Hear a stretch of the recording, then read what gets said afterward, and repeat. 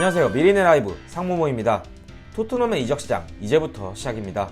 페리시치와 포스터의 영입에 대한 오피셜 발표를 한 토트넘은 오른쪽 윙백 자원인 제드 스펜스를 영입하기로 합의했다는 내용이 가디언을 통해 전해졌습니다. 하지만 아직 스펜스 영입에 대한 오피셜 발표가 있지는 않은데요. 그리고 토트넘과 연결되는 공격수가 있죠. 바로 에버튼의 히샬리송입니다. 이번 영상에서는 손흥민과 히샬리송의 공존이 가능한 것인가 라는 주제로 이야기를 해보고자 하는데요. 우선 토트넘의 공격진에는 손흥민과 케인, 클룹세스키, 모우라 그리고 베르바인이 공격 자원으로 보유하고 있습니다. 하지만 베르바인은 아약스와의 링크가 강하게 뜨고 있는데 아약스가 토트넘이 원하는 이적료를 아직까지 맞춰주지 못하고 있다는 소문이 들리고 있습니다. 베르바인은 네덜란드 대표팀에서 정말 훨훨 날고 있지만 토트넘에선 손흥민 선수한테 밀리며 교체 자원으로 뛰고 있죠. 선수 본인도 토트넘을 떠나고 싶다라고 공공연하게 말했던 베르바인이고 다음 시즌 챔피언스리그까지 병행해야 하는 토트넘이기 때문에 리그 38경기 포함해서 컵대회, 챔스까지 포함하면 토트넘은 50경기 이상을 치러야 합니다. 베르바인이 떠나고 모우라가 남는다는 가정하에도 토트넘은 공격수 영입이 절실합니다.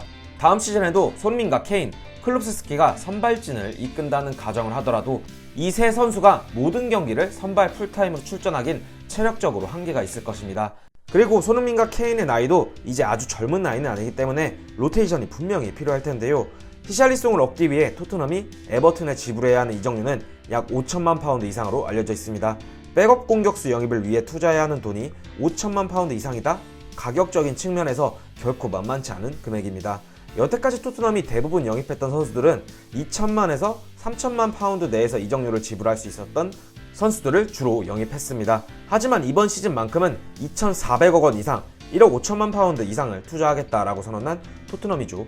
충분한 총알이 준비된 토트넘이기 때문에 히샬리송을 위해 5천만 파운드를 투자한다라는 건 가능할 것도 같다라는 의견들이 있습니다. 만약 히샬리송이 토트넘을 오게 된다는 가정하에 손흥민과 공존이 가능할까요? 이번 영상에서는 이에 대한 이야기를 해보려고 합니다.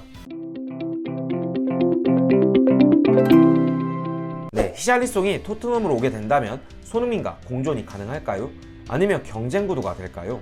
이 이야기가 모두 히샬리송이 토트넘으로 오게 된다면이라는 전제가 깔려있긴 하나 에버튼에서 주전으로 뛰던 히샬리송이 백업 자원이 될 것으로 예상하는 토트넘과의 개인 합의는 어느 정도 선에 다다랐다는 이야기가 있으니 이적시장 정말 재밌습니다.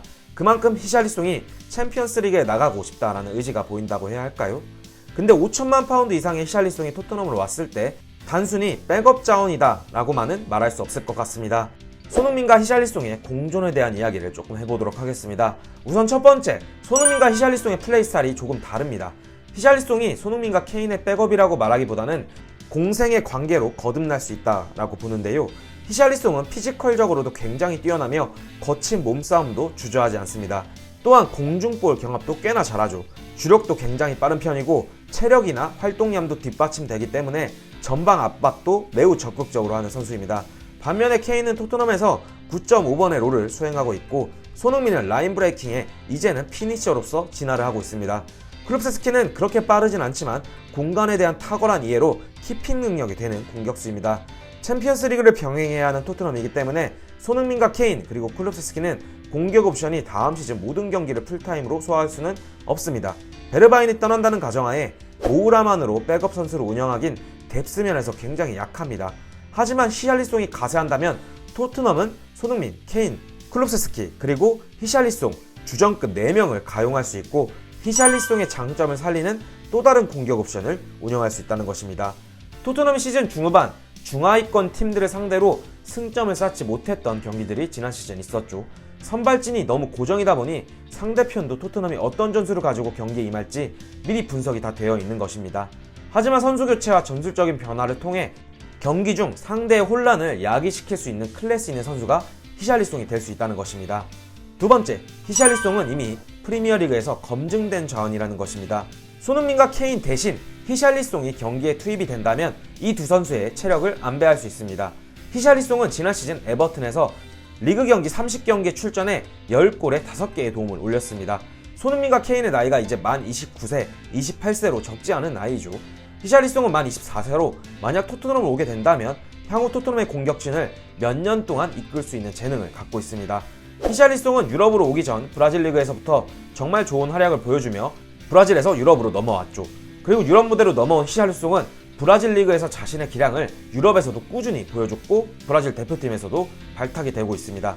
이처럼 백업 공격수를 위해 5천만 파운드 이상한 오버페이 아닌가라고도 생각할 수 있지만 만약 토트넘이 히샬리송을 품게 된다면 빅4 경쟁을 하는 토트넘의 경쟁팀들은 다음 시즌 토트넘을 상대하기가 더욱 까다로워질 것으로 예상을 합니다. 또한 토트넘에 어떤 미드필더가 영입될지 확실치는 않지만 지난 시즌 3-4-3만 주로 운영했던 토트넘이 다음 시즌에는 3-5-2를 운영할 수도 있는 가능성이 열려있게 되는 거죠. 히샬리송의 영입은 손흥민과 케인의 체력 안배와 더불어 히샬리송으로 인해 생기는 또 다른 공격 옵션으로 인해 손흥민 선수에게 공격 포인트를 올릴 수 있는 또 다른 기회가 더 생길 수 있을 것이라고 생각을 합니다.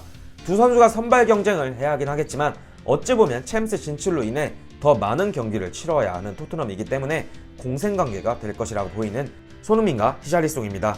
과연 토트넘이 히샬리송을 품게 될 수 있을 것인지 궁금하네요. 이번 영상은 여기까지고 영상 끝까지 시청해주셔서 감사드립니다. 오늘 저희 영상이 괜찮으셨다면 구독과 좋아요, 알람 설정 부탁드립니다. 감사합니다.